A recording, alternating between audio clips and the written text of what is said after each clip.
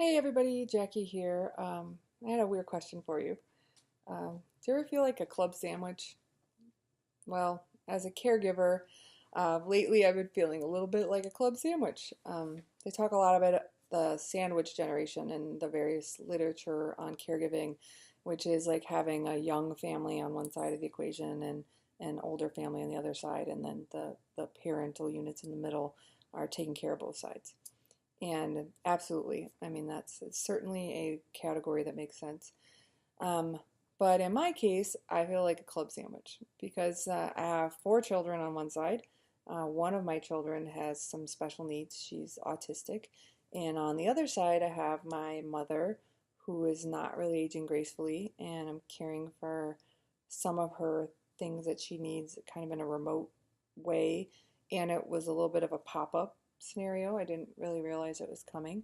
And my father, who is a wonderful guy, came back from Texas, moved up here, and turns out he's having a bit of a struggle as well.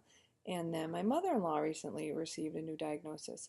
So I feel a little bit like I'm stuck in the middle of a couple pieces of bread with some meat, lots of meaty problems, a little bit of leafy vegetables holding in there, but I don't like the tomato. Keep getting squished and squished and squished, and like pieces of me are falling out everywhere. Um, so yeah, some days you're a club sandwich, and sometimes you feel like the tomato. But the good news is I think I'm figuring out ways to handle all of the surprises a little bit better. For example, yesterday I got a phone call in the middle of the day from an unknown number, and luckily I answered it, and it was my mom announcing her newest arrival at the hospital. She's having some stomach troubles, and so significant that she's been admitted to the hospital. So it kind of left us with a new thing to manage when literally today all four of my children started school. So school starting, volleyball starting, all these sports and activities are starting. My mom's in the hospital. My autistic daughter's going to big girl school for the very first time. And sometimes you can feel a little bit overwhelmed with all of that. So I just wanted to give everyone one tiny tip of advice that seems to have worked really good for me. I think of all of the things that I'm fearful of.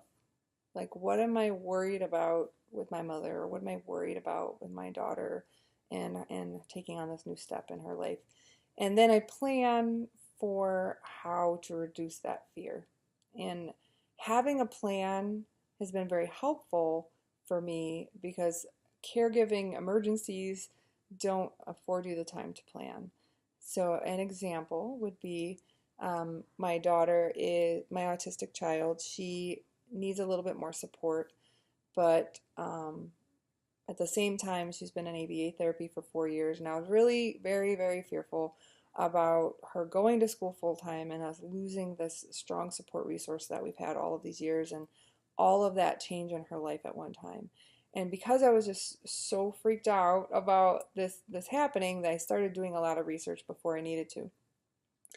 And it turns out I have like 10 options, right? I can send her to regular school in our district and they have the resources there. And then that's one route. Or I could go to my children's current school and I can talk to them and see if we can do some kind of modified schedule that would include her still receiving therapy. Or she could go to my kid's current school, figure out that it didn't work, and then we would be able to be in that particular district and she could get special ed services there. So having a plan in place really alleviated a lot of the stress and the continually nagging teeny bits of fear that were in my head. So I would say to you, what is your biggest fear you have today? And figure out a plan to conquer it because being courageous and brave isn't about not fearing anything. It's really about acknowledging that fear and doing it anyway. So good luck, and I'll see you guys again soon. Bye.